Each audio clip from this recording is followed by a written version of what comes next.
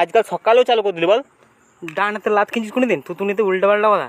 উল্টো পাল্টা তুই করছিস, কি করছিস কি খাম খাই এরকম করে?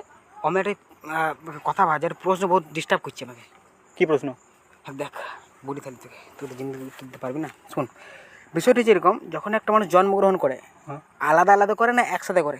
কি একসাথেই তো করে? একসাথে করে। এমন তো হয় না যে ধর পাটে আজকে এলো হাত তো দুদিন পরে এলো, এরকম হয় না। এরকম হয় না, একসাথে আছে। তো আমরা যখন জন্মগ্রহণ করছি একসাথে এসছি, গোটা গোটা বডি একসাথে ল্যান্ড করেছে। হ্যাঁ। তাহলে এই আঙুলটাকে বুড়ো আঙুল কেন বলে? হে প্রভু ভাই দিস কলা রেডি, বুড়ো আঙুল কেন বলছে?